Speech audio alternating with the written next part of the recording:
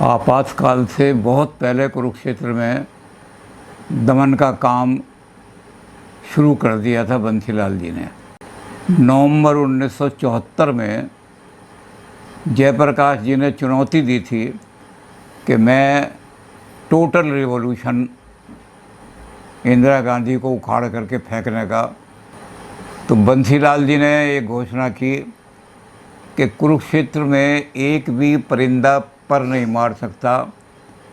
काली कमली के मैदान में इतनी ज़बरदस्त पुलिस की फोर्स लगा दी थी कि जयप्रकाश नारायण जी तो क्या, वहाँ चिड़िया भी कोई पर ना मार सके। उस समय मेरे पास विद्यार्थी परिषद का ऑल इंडिया वाइस प्रेसिडेंट था, तो विद्यार्थी परिषद की बहुत बड़ी शक्ति थी। उसके साथ में हमारे साथ जो इंदिरा गांधी के विरोधी थे वो सारे हमारे साथ आकर के खड़े हो गए और इसलिए बहुत बड़ा छात्र संगठन खड़ा हो गया। जिस दिन वो यहाँ कार्यक्रम होना था उस दिन अखबारों में आप पढ़ेंगे तो अखबारों ने तो ये लिखा है कि जयप्रकाश नारायण के इस कार्यक्रम में दिल्ली से लाते हुए लोगों को डॉक्टर सिन्हा पर करनाल में गुंडों ने हमला किया और उनको चोट लग गई। लेकिन ये गलत बात, बंसीलाल के जो गुंडे थे उन्होंने करनाल में हमारी जीप पर और हमारी गाड़ी पर आक्रमण तो किया था, लेकिन हमारे कोई चोट वोट नहीं लगी थी। अखबारों ने बढ़ा के लिख दिया था। लेकिन वो बंसीलाल जी वहाँ फेल हो गए क्योंकि हमारे छात्रों ने जो हमारी रक्षा के लिए एक वो बनाया हुआ था सर्कल, वो पुलिस के सर्कल को तोड़ करके हम यहाँ निकल आए। छोटी मोटी हमारी गाड़ी पर उनकी लाठियाँ ज़रूर पड़ी पुलिस की। तो अखबार वालों ने लिख दिया कि डॉक्टर सिन्हा के, लेकिन मैं यहाँ आ गया। सकुशल पहुँचे आप। और यहाँ हमने छात्रों को कहा कि आप खुफिया तौर से जितनी भी अपने हरियाणा के छात्र युवक हो सकते हैं उनको अपने कमरों में ला करके एक एक कमरे में जितने भी छुपा सकते हो छुपाओ। सिर्फ कांग्रेस से जो एफिलिएटेड यूथ थे उनको छोड़ करके बाकी सारे जो थे, कम्युनिस्ट भी थे, विद्यार्थी परिषद के भी लोग थे, वो सारे हमारे साथ खड़े हो गए जी। और हमने जो है उस दिन जिस दिन कार्यक्रम होना था उस दिन यहाँ काली कमली में इतना बड़ा कार्यक्रम हो गया कि शायद इतना बड़ा कोई मजमुआ या इतना बड़ा कार्यक्रम यहाँ हो नहीं सकता था। तो बंसीलाल ये हिल गए कि ये पुलिस की इतनी बड़ी शक्ति होते हुए भी और इतना यूथ कहाँ से आ गया।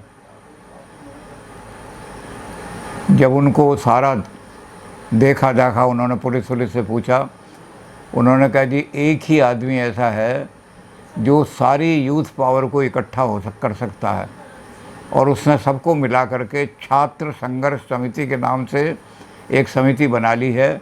तो उसमें कम्युनिस्ट भी हैं, लोक दल तो था नहीं, लेकिन वो जाटों के वो हरियाणा समिति कहलाती थी उसके लोग भी थे, जो आजकल लोक दल बन गया है। और हमारा विद्यार्थी परिषद तो सबसे ज़्यादा पावरफुल था। तो उन्होंने ये कहा कि इस आदमी को हरियाणा से एकदम निकाल दो। अगर ये आदमी हरियाणा में रहेगा तो सारे छात्र जो हैं वो सारे हरियाणा में आग लगा देंगे, फूंक देंगे हरियाणा को, क्योंकि इनको हुक्म आ गया है वहाँ से, अमेरिका से, कि भाई क्रांति करनी है और बंसीलाल को भी उखाड़ना है, इंदिरा गांधी को भी उखाड़ना है। तो उसी दिन एसपी साहब ऑर्डर लेकर के आए कि आप 48 घंटे के अंदर अंदर हरियाणा छोड़ दीजिए, नहीं तो आपको जेल में ठोक दिया जाएगा। मैंने एसपी साहब को कहा कि अगर मैं रिफ्यूज़ कर दूं कि मैं हरियाणा नहीं छोड़ूंगा तो आप मुझे निकालेंगे, तो यहाँ सारे हरियाणा का यूथ जो है वो एक भी थाना आपका सलामत नहीं रहेगा, हर जगह आग लगेगी। लेकिन मैं नेतागिरी नहीं करना चाहता, क्योंकि जब आग लगाएंगे छात्र, आप गोली चलाएंगे, 10-20 मेरे स्टूडेंट मरेंगे। इसलिए मैं मजबूरी में आपके इस ऑर्डर को मान रहा हूँ, लेकिन मेरे पास शक्ति इतनी है कि मैं रिफ्यूज़ भी कर सकता हूँ और आप उसका नतीजा देख लेना कि हरियाणा में एक भी थाना बचेगा नहीं, सारे यूथ जो हैं। तो खैर उन्होंने कहा कि मुझे तो जो ऑर्डर है, मैंने उनको कहा कि ये मुझे बड़े फ़ख्र की और शान की बात है, आप कागज़ दीजिए मुझे, मैं बंसीलाल जी का धन्यवाद लिखना चाहता हूँ। तो एसपी राठौर साहब थे, बड़े सीनियर आदमी थे, कहने के धन्यवाद, मैंने कहा मैं ये लिखना चाहता हूँ कि पुलिस के जो ऑर्डर होते हैं कि फ़लाँ को गिरफ़्तार कर लो, इसको ये कर दो, तो एक सिपाही लेकर के आता है थाने से, चपरासी लेके आता है। मुझे हरियाणा छोड़ने के ऑर्डर एसपी, और वो भी बड़ा सीनियर एसपी लेकर के आया है। तो बंसी लाल जी ने मेरा बहुत बड़ा सम्मान किया है। तो वो कहने लगा कि ये अन्याय हुआ है, बंसी लाल जी को, चीफ मिनिस्टर को कोई पावर नहीं है, लेकिन चूँकि हम तो उनके हुक्म के पाबंद हैं, इसलिए हम ले आए हैं आपके पास। तो मुझे 48 घंटे के अंदर अंदर हरियाणा छोड़ने का हुक्म हो गया। अच्छा, एक गुरुजी आप ये भी थोड़ा सा बताएं, ये तो आपने कहा कि आप एक संघर्ष के लिए तैयार थे, उन स्थितियों का सामना करने की आपने ठान ली थी, पर आप हमारे हरियाणा के और ख़ास तौर से इस इलाके के स्तर पर ऐसी वो कौन सी स्थितियां पाते हैं कि जब विरोध आपको शुरू करना पड़ा था?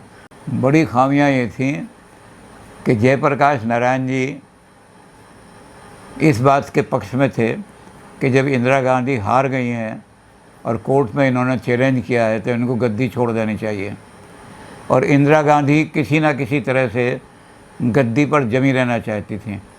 तो उन्होंने, जयप्रकाश नारायण जी ने ये तय किया कि मैं अपना जो टोटल रिवॉल्यूशन जो मैंने कराना है, महाक्रांति करानी है, वो मैं कुरुक्षेत्र से कराऊंगा। और कुरुक्षेत्र में उन्होंने उसके लिए चुना कि ऐसा आदमी जो सारे छात्रों को इकट्ठा कर सकता है, वो एक ही आदमी है जो विद्यार्थी परिषद में है। और विद्यार्थी परिषद के जितने ऑफिस बियरर्स हैं वो सारे कमिटेड हैं इस बात के लिए कि हमने इंदिरा गांधी की और बंसीलाल की सत्ता को उखाड़ना है और जयप्रकाश जी का जैसा हुक्म होगा सारा करना है। तो इस चीज़ को देखते हुए उन्हें पता था कि विद्यार्थी परिषद एक बहुत बड़ी शक्ति है। केवल कुरुक्षेत्र में ही नहीं, हरियाणा के हर कॉलेज में विद्यार्थी परिषद बहुत बड़ी शक्ति था। जयप्रकाश जी हमें पूरी तरह इस बात पर डिपेंड कर रहे थे कि मेरा आंदोलन जो चलेगा वो विद्यार्थी परिषद के सहारे चलेगा जी। और हुआ भी यही कि जब ये यहाँ जयप्रकाश जी के नाम से सारा चल रहा था, ये सारा काम उन्हीं के नाम से चल रहा था, तो जयप्रकाश जी का आंदोलन जो था, जो बंसीलाल की चुनौती को स्वीकार करते हुआ, उसमें हुआ भी ये कि 80% पार्टिसिपेशन अखिल भारतीय विद्यार्थी परिषद का था, 20% दूसरी संस्थाएं थीं जिन्होंने विद्यार्थी परिषद का पूरा साथ दिया। तो विद्यार्थी परिषद चूँकि बहुत पावरफुल था, जयप्रकाश जी वहाँ अमेरिका में बैठे हुए भी विद्यार्थी परिषद का ही सहारा ले रहे थे। तो इसलिए सबसे बड़ा आंदोलन, पॉलिटिकल आंदोलन यहाँ हरियाणा से शुरू हुआ है। ठीक करने के लिए, कुचलने के लिए डॉक्टर सिन्हा को यहाँ से निकाल दिया है, लेकिन उसके बाद भी हम देवेंद्र शर्मा जो छात्र संघ उनको लेकर के गए।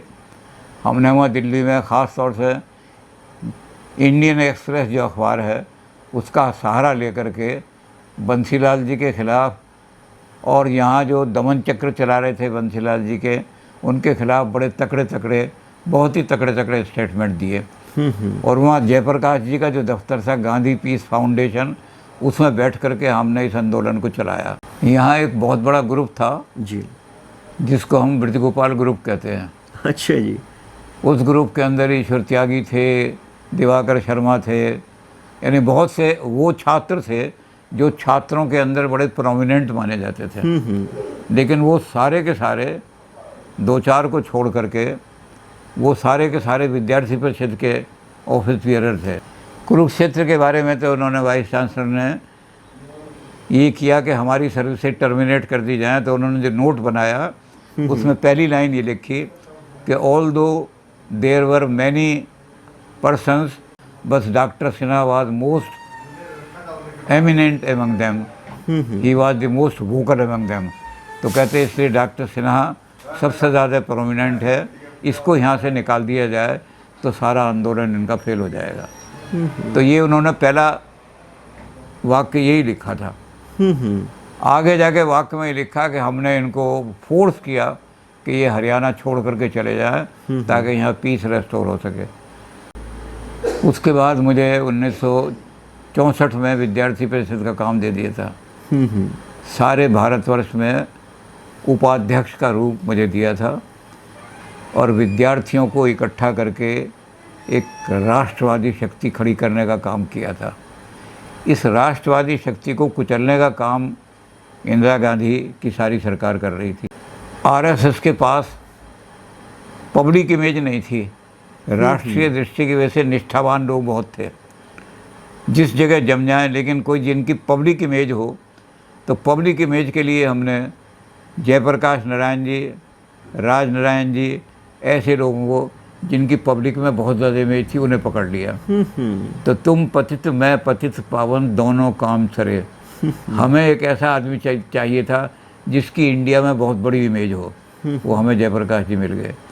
जयप्रकाश जी के पास फोर्स नहीं थी, आइडियाज़ थे। जयप्रकाश जी के पास मॉरल पावर थी, गांधी जी के साथ रहे। गांधी जी उनको राष्ट्रपति बनाना चाहते थे, उन्होंने रिफ्यूज़ कर दिया कि मैं राष्ट्रपति नहीं बनूंगा। तो उनके पीछे मॉरल फोर्स बहुत थी कि जयप्रकाश बहुत बड़ा मॉरल फोर्स वाला आदमी है। कि इनकी सरकार जो थी उसको इसलिए उखाड़ा गया कि ये सरकार सारी करप्शन को बहुत ज़्यादा बढ़ा रही थी।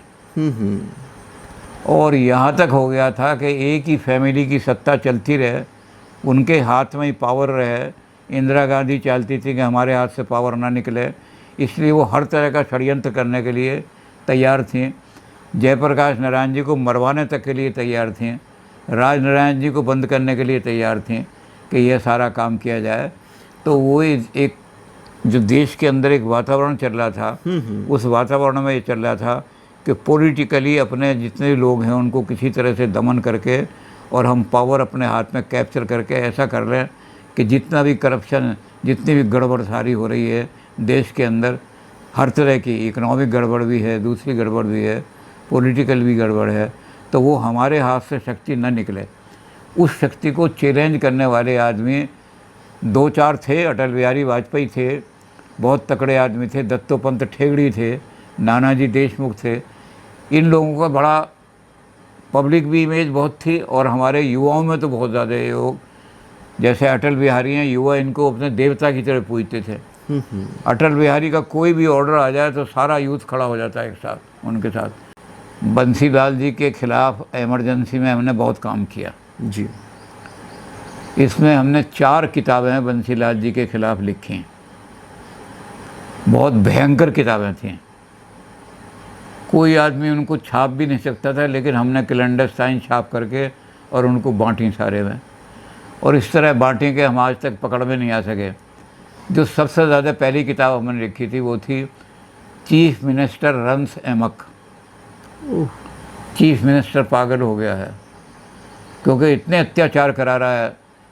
टीचर्स को ख़ास तौर से उसने कह दिया था कि एक एक टीचर जो है वो 20-20 आदमियों की नसबंदी नहीं कराएगा तो उसको सस्पेंड भी कर दिया जाएगा, उसकी इंक्रीमेंट रोक दी जाएंगी।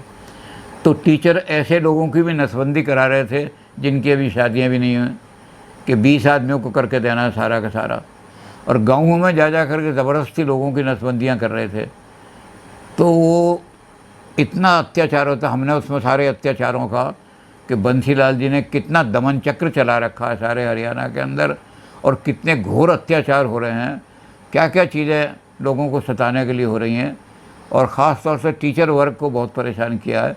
तो उस किताब को पढ़ते ही बंसीलाल पागल से हो गए वाकई। किसने लिखी ये किताब मेरे खिलाफ?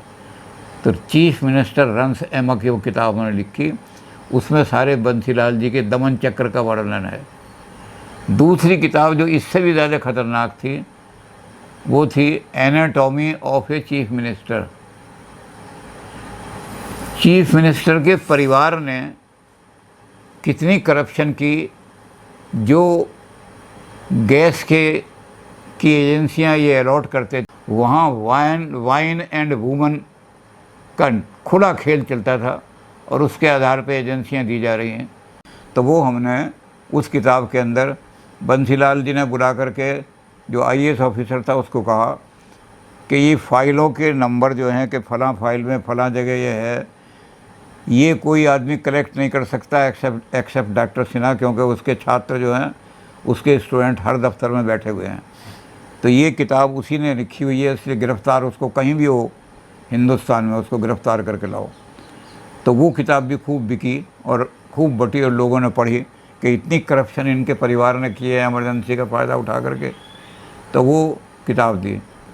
उसके बाद अमेरिका में स्वामी बैठे हुए थे, इंदिरा गांधी के बहुत ख़िलाफ़ थे वो, तो वो उन्होंने किताब लिखी, इंदिरा गांधी ने लिखा था 20% प्रोग्राम, कि एमरजेंसी में 20% प्रोग्राम लगाऊंगी ताकि एमरजेंसी हटते ही लोग मुझे फ़ौरन वोट दे दें।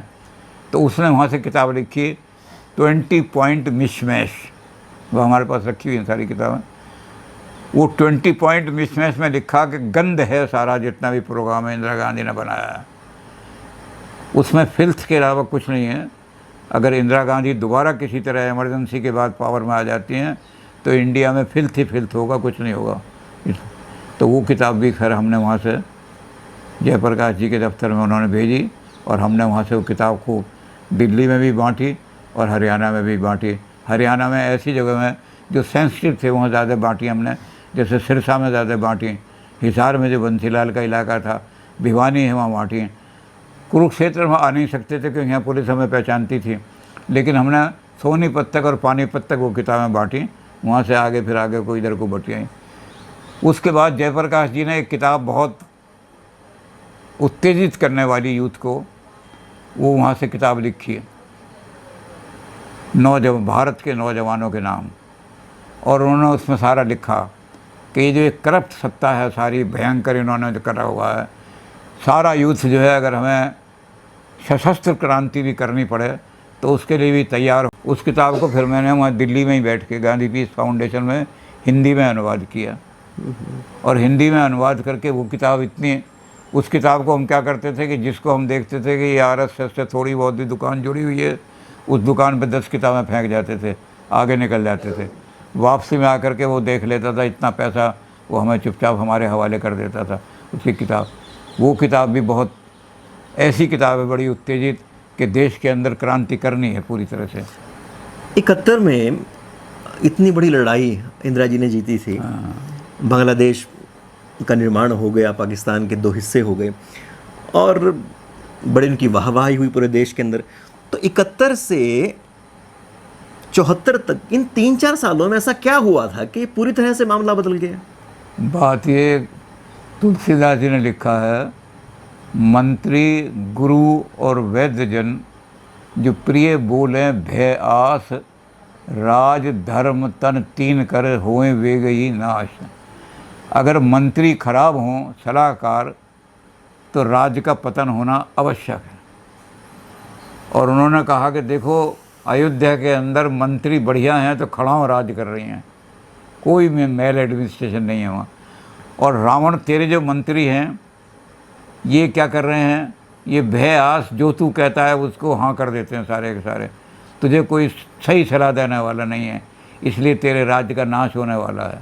यानी कि इंदिरा जी के आसपास जो एक वो ग्रुप खड़ा हो रहा था, हाँ, वो कहीं ना कहीं इस पूरी स्थिति के लिए जिम्मेदार माना जा सकता है। बिल्कुल, वो ये चाहते थे कि सारी पावर हम लेकर के और हम ही सारा राज का काम हो जाएं। थोड़े दिनों के बाद इंदिरा गांधी भी हमारी चंगुल में आ जाएं। तो गलत सलाह दे करके इंदिरा गांधी को उन्होंने और बिल्कुल सारे देश के अंदर उन लोगों को ला करके बिठाया जो, जैसे यहाँ बंसीलाल जी को ला के बिठा दिया। अब बंसीलाल जी तो बहुत ही क्रूर, बल्कि उनको तो ऐसा चाहिए बंसीलाल जी को कहना कि अगर राज्य का अगर आतंकवाद कहीं हो सकता है तो वो बंसीलाल जी ने किया। स्टेट टेररिज्म बंसीलाल के ज़माने का था, तो इसलिए यह बंसीलाल के ख़िलाफ़ लड़ाई बहुत लड़नी थी। फिर हमने वहाँ इमरजेंसी का फ़ायदा उठा करके ये किया कि एक अखबार निकाला, उसका नाम था दर्पण। वो अखबार हम कहीं से ऐसी जगह से छपवा के लाते थे इनको, क्योंकि उस समय हैंड कंपोजिंग होती थी जी। तो हैंड कंपोजिंग से कभी खेतड़ी में करा ली, कभी नारनौल में करा ली, कभी करा ली। तो यहाँ बंसीलाल जी ने जब देखा कि दर्पण अखबार जो है ये तो बड़ा भयंकर मेरे ख़िलाफ़ लिख रहा है और एक एक चीज़ ऐसी एक्सपोज कर रहा है हमारी, तो उन्होंने इसको बंद कराने के लिए 15-16 प्रेस जो थे उन पर ताले डलवा दिए, लेकिन हमारा वो हाथ नहीं आया उसके, और वो सारे हरियाणा में बढ़ता था। बाद में तो ये हुआ, बढ़ता कैसे था फिर वो? ऐसे बढ़ता था जी। कि उसमें चूँकि सारी चीज़ें बड़ी अट्रैक्टिव ऐसी होती थी कि लोग पढ़ें तो उन्हें लगे बड़ा। तो हम क्या करते थे कि बस अड्डे पे चुपचाप गए, थैले में से बस अड्डे पे 100 कापी रख दी, स्टेशन पे गए, रेल चलने, जब तक रेल खड़ी है तब तक तो खड़ी है, जब रेल चलने वाली हुई तो हर डिब्बे के अंदर, रेल चलती गई, डिब्बे के अंदर फेंकते गए कागज़ और जब तक लोगों ने उठाई रेल आगे निकल जाती थी हम पीछे निकल। अब जो है उस दर्पण पर कुरुक्षेत्र यूनिवर्सिटी में रिसर्च हुई। ओहो। उसके रिसर्च का नाम रखा power of press and democracy. Democracy के अंदर प्रेस कितना पावरफुल होता है कि बंसीलाल को और इंदिरा गांधी को इस क्लैंडस्टाइन अखबार ने हिला दिया। तो यहाँ पर वो पॉलिटिकल साइंस डिपार्टमेंट में तो उसने सारा रहस्य लिखा है कि इसको कैसे कंपोज करा के लाते थे, कैसे रात में जाते थे, कहाँ कहाँ से कंपोज होता था। ये इमरजेंसी की जब घोषणा हुई तो उससे पहले आपको क्या लग रहा था कि घोषणा होने वाली है इमरजेंसी की? और जब घोषणा हुई तो उसकी फौरी रद्दोमल क्या हुआ उसका फिर? इमरजेंसी का ये ध्यान नहीं था कि ये इमरजेंसी लगा देगी। हमारा अखबार जो है उसने उससे कुछ दिन पहले ही बड़ा भयंकर एक लेख लिखा था। मैं उसका चीफ एडिटर था और एडिटर उसके ऐसे आदमी थे जिन्होंने कश्मीर को जलता कश्मीर, कन्वर्टेड कश्मीर, बहुत ऊंची ऊंची किताबें लिखी हैं। तो वो हमारे एडिटर थे। तो उस अखबार में बड़ी भयंकर, तो उन्होंने उसमें एंटीसिपेट किया थोड़ा सा कि चूँकि इंदिरा गांधी कोर्ट से भी हार गई हैं, ये हो सकता है कि ऐसा कर दें कि संविधान को ये सैबोटेज कर दें। तो ये एक संभावना के रूप में लिखा था, लेकिन कोई ऐसा नहीं था। लेकिन हो गया ये कि इंदिरा गांधी ने 25 जून की रात को देखा कि सारे जितने आदमी हैं जो जहाँ हैं उनको, यहाँ कुरुक्षेत्र में ये था कि जिस आदमी के अंदर थोड़ा सा भी बिल्ला लगा हुआ आरएसएस का, सबको जेल में बंद कर दो। उनके घरों में जाकर रात को 12-12 बजे छापे मारे, पकड़ा के ले गए। अच्छा, जेल कौन सी जेल थी? क्या मतलब खुली जेल में भी रखे गए लोग या कुछ हाउस अरेस्ट भी हुए? खुली जेल में नहीं, पॉलिटिकल प्रिजनर की जेल में रखा वैसे तो, क्रिमिनल में नहीं रखा। लेकिन ये कि खुली हुई जेल भी नहीं थी। अब जैसे ये था यहाँ के लोगों को करनाल जेल में रखा, तो वहाँ उनके पर पूरी पाबंदियाँ थीं, क्योंकि इंदिरा गांधी को ये था कि ये जयप्रकाश जी कहीं तक तकड़ी क्रांति ना करा दें। लेकिन एक रात में ही सारी रात पुलिस ने छापा मार करके, और एक आदमी थे पांडे जी, वो आरएसएस से बिल्कुल जुड़े हुए नहीं थे, लेकिन बिहार के थे। उनको बुला के वाइस चांसलर ने कहा कि आप जयप्रकाश जी की रैली में क्यों गए थे? उन्होंने कहा जी वो बिहार से आए थे और हमारे बिहार में ये माना जाता है कि अपने गांव का कुत्ता भी आए तो भाई के बराबर मानो।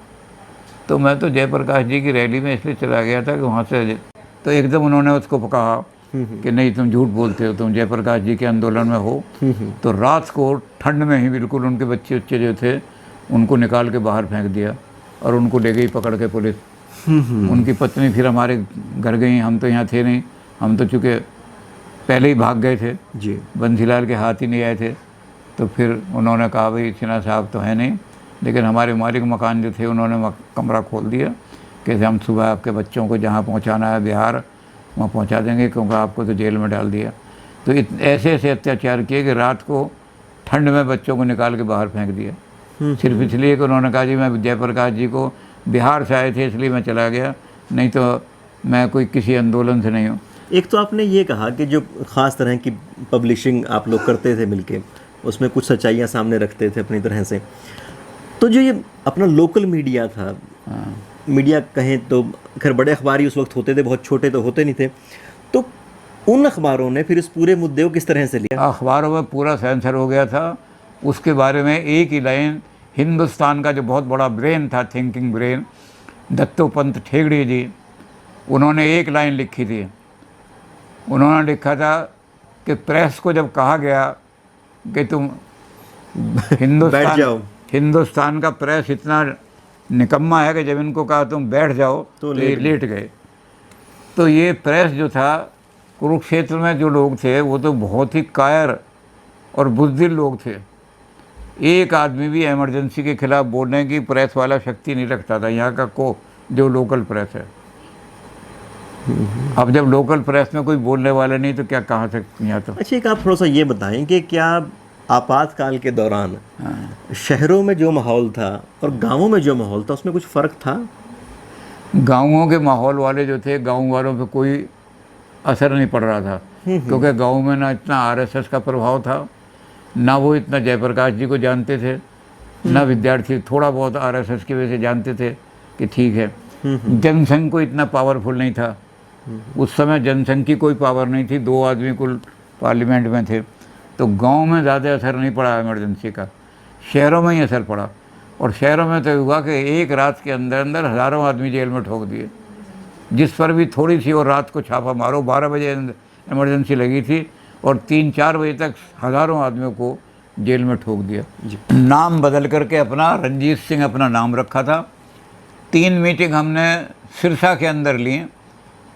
सिरसा के अंदर सारी व्यवस्था करने वाले वो आदमी थे जो आज गवर्नर बने हुए हैं, गणेशी लाल। गणेशी लाल सारी व्यवस्था करते थे, यूथ को इकट्ठा करते थे। किसी खंडर में या किसी खेत में वहाँ सारे यूथ इकट्ठे होते थे। बड़ी भारी मात्रा में 150-100 आदमियों का उन्होंने वो किया। वहाँ हम उनको यही भड़काते थे कि भाई एमरजेंसी उखाड़ो, एमरजेंसी को उखाड़ करके फेंक दो। जयप्रकाश जी का वहाँ से अमेरिका से बार बार मैंने कहा, उन्होंने किताब भी भेजी और बार बार संदेश आ रहा है, dictatorship shall not be the creed of India any more. Bharat के अंदर डिक्टेटरशिप की नहीं बनने देंगे किसी को भी। डिक्टेटरशिप क्रीड ही नहीं होगी इंडिया की। यहाँ डेमोक्रेसी, प्रजातंत्र समाज भी बनाया। मैं उसका एग्जीक्यूटिव का मेंबर रहा। सिटीजन फॉर डेमोक्रेसी जो बनाई थी जयप्रकाश ने, 1982 तक रहा। बल्कि मैं तो आरएसएस के वर्कर और विद्यार्थी परिषद के जो ऐसे वर्कर थे जो बाहर रह गए थे, उन्हें तो रात को ही 12 बजे जेल छापे मारे, 4 बजे तक सबको बंद कर दिया। जो संघर्ष करते वो तो बंद हो गए, बाकी लोग जो थे वो कोई बोलने वाला भी नहीं थे। यहाँ तो ज़रा सी भी आवाज़ किसी ने नहीं उठाई। आपातकाल का आप चरम किसको मानते हैं कि भाई बिल्कुल अब तो पूरा चरम आप देख लें, उसके बाद फिर नीचे आता है आपातकाल के वो पूरे के पूरे उनका संहारों का या फिर दमनों का एक तरह से वो दौर? चरम तो इंदिरा गांधी के लोगों ने ही इंदिरा को मिसगाइड किया। इंदिरा के लोगों ने जनवरी के महीने में इंदिरा गांधी को कहा कि जितने भी अपोजिशन के लोग थे वो जेल में बिल्कुल निस्तेज कर दिए हैं हमने। वो जेल के अंदर उनकी हालत ऐसी कर दी है कि बाहर निकल करके वो किसी काम के नहीं रहेंगे। इतने हज़ार लोग, 4-4.5 हज़ार लोग हमने बिल्कुल बंद कर दिए। वो निस्तेज हो गए हैं, निकम्मे हो गए हैं। तो जनवरी में इंदिरा गांधी ने अपना स्टेटमेंट दे दिया था कि हमारी सरकार दोबारा पावर में आएगी और हम जो है इंडिया के अंदर वो अपना जो 20 पॉइंट जिसको आप गंद कह रहे हो उसको लागू करेंगे। तो जनवरी में ही इंदिरा गांधी को मिसगाइड कर दिया था उनके लोगों ने, और जनवरी से ही इमरजेंसी में ढील आनी शुरू हुई थी। ओके। और उस ढील के अंदर इंदिरा गांधी ने कहा कि इलेक्शन, उसको लोगों ने कहा कि इलेक्शन करा लो, इस वक्त बड़ा अच्छा मौका है। अच्छा, तो नहीं तो ये अगर वो मिसगाइड ना होती, हाँ, तो ये इलेक्शन इतना जल्दी नहीं होने थे। इतना जल्दी नहीं हो सकते थे, क्योंकि जो लोग निकल करके आए वो तो गुस्से में भरे हुए थे। उन्होंने तो जनता के अंदर एकदम वातावरण बनाया डेमोक्रेसी का। और अटल बिहारी, मोरारजी देसाई, राज नारायण, ये लोग जो थे ना, इन्होंने तो ऐसा वातावरण बनाया सारा का सारा। तो इंदिरा गांधी जो थी उनकी योजना सारी फेल हो गई। आपके ऊपर कौन कौन से फिर एक्शन हुए यूनिवर्सिटी की तरफ से, या सरकार ने खैर आपको कहा कि आप हरियाणा छोड़ें? ऐसा है, मुझे तो जब यहाँ से निकाल दिया था तो सरकार ने जहाँ छापे मारे वहाँ मैं था ही। मैं अपने घर में नहीं रहता था, तो पुलिस छापा मारती थी। हमारे भाई ने कहा कि वो तो यहाँ आए ही नहीं सारे के सारे। मैं ऐसी जगहों में छुपा रहता था जहाँ सरकार को इनको पता ही लगता था। अब शाहदरा का जो थानेदार था, जो थाने का, वो मेरा बहुत अनन्य भक्त शिष्य था यहाँ का, सीताराम बोरा। उसने कहा कि जी यहाँ शाहदरे में आप रहो, क्योंकि जब पुलिस छापा मारने आएगी तो पहले हम इतना करेगी, क्योंकि बाहर की पुलिस आके कोई भी कह दे मैं पुलिस का आदमी हूँ तो इन्फॉर्म तो करते ही हैं। तो इन्फॉर्म तो कहते मेरा आदमी तुरंत आपको बता देगा गुरुजी यहाँ से छापा पड़ने वाला है, चले जाओ आप यहाँ से। तो बड़ी सेफ जगह हम वहाँ बैठ करके काम करते रहे जी।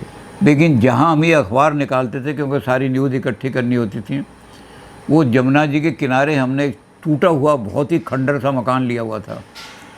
और वहाँ ये लोग ये भी समझते थे कि यहाँ गाय भैंस भी नहीं रह सकती, लेकिन हुआ रात को कि लाइट बिजली की ना हो रोशनी, लालटेनें और मोमबत्तियाँ जला के सारा रात को काम और ये करते। किस जगह पर था ये जमुना जी के बिल्कुल किनारे, जहाँ इनकम टैक्स का ऑफिस है, वहाँ से जी। पुल उतरता है, जी, जी। वहाँ टूटी हुई जगह थी, अब तो बड़ा अच्छा जगह बन गई है वो जी। सारी जगह। तो वहाँ हमने वो जमुना जी के किनारे, वहाँ तो ये था कि भाई आपको अगर लघु शंका भी करनी है तो जमुना जी के किनारे जाके करो, सारा वहाँ कुछ भी नहीं था टूटे खंडर में, तो वहाँ खंडर में बैठ के छुपे रहते थे। अच्छा, आप ये बताएं कि जब ये पूरा दमन अपने इतने शबाब पर था एक तरह से कहें, तो क्या आपको उम्मीद थी कि इतना जल्दी ख़त्म हो जाएगा, कभी बेहतर दिन भी आएंगे? नहीं, हमें तो ये था कि ये कंटिन्यूस रहेगी, हो सकता है हमारे बहुत सारे आदमी जेल में ही सड़ के मर जाएं। इसलिए जो हमारे साथ जो अंडरग्राउंड काम कर रहे थे लोग, वो इस तरह ही काम कर रहे थे कि बड़ी सावधानी से काम करो, अगर हम लोग भी पकड़े गए तो कौन इसका इमरजेंसी को ख़त्म करने का वातावरण कौन बनाएगा, क्योंकि इमरजेंसी बड़ी लंबी चलेगी तो लोगों को तो इसलिए हम लोग बहुत सावधानी के साथ काम करते थे कि हमारा कोई भी आदमी ना पकड़ा जाए।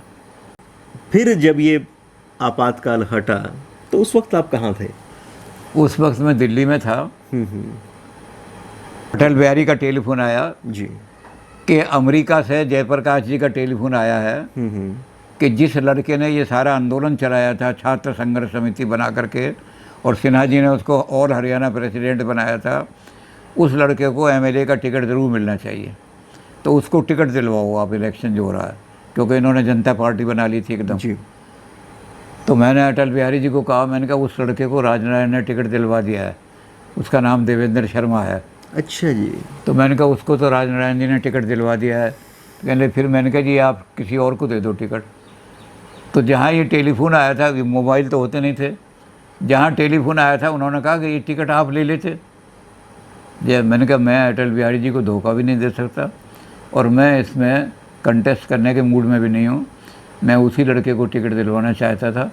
तो सबसे पहले जयप्रकाश उसके बाद राजनारायण जी का टेलीफोन आया। राजनारायण जी कहने लगे कि आप यूनिवर्सिटी को ये मत लिखना कि आपने मेरी सर्विसेज टर्मिनेट कर दी थी, मैं वापस आना चाहता हूँ। अगर आप लिखोगे तो यूनिवर्सिटी आपकी फ्रेश अपॉइंटमेंट देगी, नए स्केल में, जो स्केल की बेसिक पे है वो देगी, इसलिए आप मत लिखना। हम यूनिवर्सिटी को लिख रहे हैं कि आपने इनको बाई फोर्स टर्मिनेट किया है, इसलिए आप इनको बुलाओ, रीइंस्टेट करो कि आपको उसी सब्सटेंस पोस्ट पे रीइंस्टेट किया जाता है।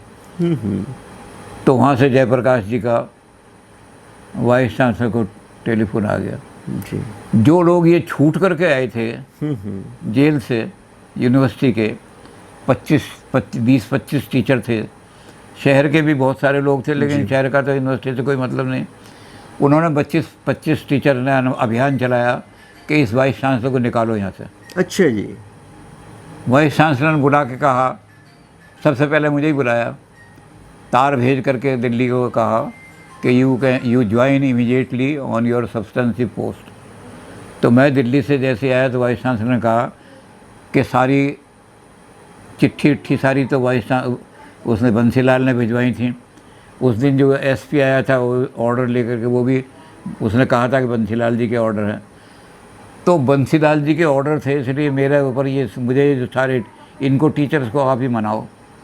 मैंने कहा जी मैं तो बाहर इतना भटकता रहा, मेरे घर में तो बच्चों को आपने मेरी सर्विस टर्मिनेट कर दी, मेरे तो बच्चे भूखे मरते रहे, मैं इन टीचर को कैसे कह सकता हूँ कि भाई वाइस चांसलर। फिर मैंने कहा आपने यहाँ जो जिन टीचर को अरेस्ट किया उनके खिलाफ तो आपने उनको सस्पेंशन ऑर्डर, उनका पैसा रोक लिया, तनख्वाह रोक ली, ये तो आपने किया। कहने लगे तो सरकारी हुक्म था। तो वाइस चांसलर को हटाने का हुक्म हो गया। हुआ कि देवेंद्र शर्मा ने थोड़ी गलती कर दी, उसने वहाँ जहाँ हमने इंतज़ाम किया था वाइस चांसलर को निकालने का, वहाँ उसने खुफिया रखने की बजाय इस चीज़ को, वहाँ उसने लोगों को कह दिया कि आज हम वाइस चांसलर को गधे पे चढ़ा के पिपली तक छोड़ के आएंगे। उसके वाइस चांसलर के चमचे जो थे उन्होंने वाइस चांसलर को जाकर कह दिया, वाइस चांसलर भाग गया। जब देवेंद्र शर्मा पहुँचे गधा लेकर के, तो वहाँ 2-4 चमचे खड़े थे कि वो तो दिल्ली चले गए वाइस चांसलर, तो भगा दिया। तो यहाँ एकदम ये रिएक्शन हुआ कि जो लोग जेल से छूट गए थे उन्होंने कहा कि इस वाइस चांसलर को बेइज्जती करके निकालेंगे हम। तो वाइस चांसलर भाग गए पहले ही, डर के मारे सारी बेइज्जती में। तो फिर नए वीसी यहाँ पर आए। नए वीसी आए फिर। जी जी। तो इमरजेंसी में मतलब हमने अंडरग्राउंड रह कर के तकलीफ़ें तो बहुत सही। पुलिस के छापे से बचने के लिए हम कई दिन जो ये होते हैं क्या नाम रैन बसेरे, उन रैन बसेरों में जाके सो जाते थे। पहले रैन बसेरे बहुत सस्ते थे क्योंकि इमरजेंसी के ज़माने में महंगाई नहीं थी, तनख्वाही 800-800 रुपये मिलती थी टीचर से, तो 8 आने में कंबल मिल जाता था। और अगर हम 2 कंबल ले लेते थे तो वो समझते थे कि कोई मज़दूर जो है ये ज़्यादा अच्छी मजदूरी करता होगा। लेकिन हम तो इसलिए मजबूरी में सोते थे कि आज पुलिस का छापा पड़ने वाला है, पता नहीं कहाँ कहाँ छापा मारेगी, इसलिए हम जाके सो जाते थे। तो बहुत कठिनाई के साथ जीवन बिताया, रोटियां भी खाने को। खैर रोटियों का तो ऐसा कि हमारे दिल्ली में जितने शिष्य थे कि कहीं भी जाके रोटी खा लेते थे कि जाओ, तो रोटियां खाने में। लेकिन बच्चों को हमारे बड़ी तकलीफ़ रही। एक बच्चे को हमने बुलंदशहर भेज दिया सियाने, एक लड़की को हमने, हमारा बहुत ही साथी क्लास फेलो हमारा बड़ा था जिसके साथ हमारी सिंसियरिटी थी, तो अरोड़ा, उसके घर इसको बड़ी लड़की को वहाँ छोड़ के आए। उसकी इसलिए नंबर भी पढ़ाई में कम रह गए, तो अत्याचार सारे हुए। तो बस हमने तो वाइस चांसलर कहा, हमने कहा जी हम अपने साथियों को, ये 25-30 आदमी जो कंपेन कैसे इनको मना करें, हम कैसे मना सकते हैं इनको। तो वाइस चांसलर खुद ही भाग गए यहाँ से अपने आप ही डर के मारे। अच्छा, एक आप ये बताएं कि आज अगर आप उस पूरे दौर को देखते हैं तो हालांकि इमरजेंसी ने बहुत सारी चीज़ें हमसे ली थी। हमारे लोकतंत्र के इतिहास में सबसे काले अध्यायों में से एक वो अध्याय है, पर आपको क्या लगता है कि इमरजेंसी के बाद हमारे देश में कौन सी चीज़ें मजबूत हुई हैं? इमरजेंसी के दुखदाई पेड़ से सुखदायक फल कौन से मिले हैं हमारे लोकतंत्र को? इमरजेंसी के बाद सबसे बड़ी बात तो ये हुई कि जयप्रकाश जी का नारा सफल हो गया, dictatorship shall not be the creed of India. Emergency हो गई मजबूत। लेकिन वो इमरजेंसी को मजबूत करने वाले जो थे उनमें आपस में मुक्केबाजी हो गई सारी की सारी। वो जनता पार्टी बिल्कुल टूट गई। इंदिरा गांधी दोबारा आ गई पावर के अंदर। इंदिरा गांधी जब दोबारा आई तो उन्होंने एक चीज़ ये देख ली कि हमें डिक्टेटरशिप नहीं ला सकती। तो सबसे बड़ी अचीवमेंट तो ये हुई कि जो डिक्टेटरशिप लागू करना चाहते थे उनको भी, चाहे वो हार गई और दोबारा आई, लेकिन उनकी भी दोबारा हिम्मत नहीं पड़ी कि पावर को कैप्चर करने की कोशिश करें। जी, सबसे बड़ी चीज़ तो ये हुई। दूसरी चीज़ ये हुई कि भारत सरकार ये ऐसे लोगों के हाथ में चली गई जो टुकड़ों टुकड़ों में बिखरे हुए थे। इतनी पार्टियां बन गई, इमरजेंसी से पहले इतनी पार्टियां नहीं थी जी। अब तो घर घर में पार्टियां बन गई। तो डेमोक्रेसी के नाम पर बिखराव ज़्यादा आ गया। ये जो चाहे कि हम कितनी बुराई कर लें, लेकिन ये सारा इंडस्ट्रियलाइजेशन जो है इंडिया के अंदर वो 60% नेहरू की देन है। जी। जिन गाँवों में किसान गेहूं नहीं खा सकता था, जिन गाँवों में किसान को चाय पीने के लिए कुल्हड़ में पीनी पड़ती थी, उन गाँवों में आज टीवी पहुंच गई। उन गाँवों के अंदर किसान गेहूं की रोटी खा रहा है। उन किसानों के अंदर बढ़िया बढ़िया उनके यहाँ सोफे पहुंच गए सारे। ये इंडस्ट्रियल रिवॉल्यूशन जो है ये नेहरू जी की देन है जी। और उस नेहरू जी की देन को ही आज हम चला रहे हैं। अभी हम वो जो गांधीयन था कि ग्रामीण इकोनॉमी, वो ग्रामीण इकोनॉमी नहीं ला रहे हम, वही इंडस्ट्रियल इकोनॉमी हम बढ़ा रहे हैं। बहुत सही है, बहुत सारी चीज़ें बढ़ गई। तो बहुत सारी चीज़ें इमरजेंसी ने ये दे दी कि अगर हम वो चीज़ें रिपीट करेंगे तो इंदिरा गांधी की तरह से हम भी हिल जाएंगे। आप ऐसी कोशिश ना करें कि किसी तरह से वो गलतियां रिपीट करें जो जी। तो ये सारी चीज़ें इमरजेंसी के बाद हमें दे दी गई, ये मिल गई सारी की सारी। वो ऐसी किताबें हैं कि आज भी उनको पढ़ेंगे तो आप कांप जाएंगे कि इतने अत्याचार हुए। 4 किताबें हैं वो, और जो प्रेस वाला है वो तो PhD हुई है उस पर यहाँ सारी की सारी। तो 4 किताबें हैं। उसमें सबसे बड़ी बात ये है जो मैं दावे से कह सकता हूँ कि वो 4 किताबें मेरे ही पास हैं, हरियाणा में और किसी के पास नहीं। वो जो 2 किताबें बंसीलाल के ख़िलाफ़ हमने लिखी थी, चीफ मिनिस्टर रणसेमक और एनाटॉमी ऑफ ए चीफ है, वो तो इतनी भयंकर हैं कि जब भाजपा का बंसीलाल के साथ गठबंधन हुआ तो भाजपा के स्टेट लेवल के आदमी आए कि जी इन किताबों को अपनी अलमारी में से हटा दो, अगर बंसीलाल को पता लग गया तो हमारा बंधन टूट जाएगा। मैंने कहा इन किताबों ने तो बंसीलाल को हिला दिया था, इन किताबों ने तो ये हार कर दी थी कि बंसीलाल कांप कांप के बेहोश होकर गिरता था जी। कहने लगे लेकिन अब हटा दो, तो हमने वो किताबें जाकर दिल्ली में रख दी, लेकिन हैं हमारे कब्जे में और किसी के पास नहीं है वो किताबें जी। और ये जयप्रकाश जी की नारायण का जो था वो भी हमारे पास है, वो स्वामी की किताब भी हमारे पास है, इंदिरा गांधी के खिलाफ जो लिखा था जी। तो ये सारी किताबें हमारे पास ही हैं और किसी के पास नहीं है जी। इस समय। अगर कोई देखना चाहे तो हम दिखाएंगे कि ये इमरजेंसी के खिलाफ लड़ने के लिए ये हमने सारा साहित्य छापा है, देखिए जी। इससे इमरजेंसी हिली है और इससे सारा काम हुआ। और दर्पण पर तो हम कह देते हैं कि यूनिवर्सिटी ने पीएचडी कराई है, पीएचडी हुई है वो तो मित्रों ये पूरी की पूरी एक बातचीत रही।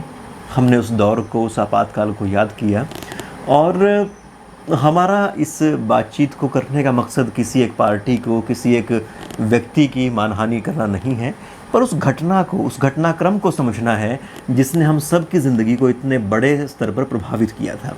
और एक बार हम लड़ते थे अंग्रेज़ों के ख़िलाफ़, उनकी सत्ता को उखाड़ने के लिए। इमरजेंसी के दौरान ये पहला ऐसा समय था कि जब अपनी सरकार के ख़िलाफ़, अपनी चुनी हुई एक बार की सरकार के ख़िलाफ़ लोगों ने वो विद्रोह किया, लोगों ने यातनाएं सही, तो और फिर से सत्ता अपनी प्राप्त की। तो ये जनता का शासन है, जनता के द्वारा है और किसी भी देश में जो जनता का शासन है वो तभी बना रहता है कि जब जनता की सतत और एक जागरूक भागीदारी उसके लिए सुनिश्चित हो।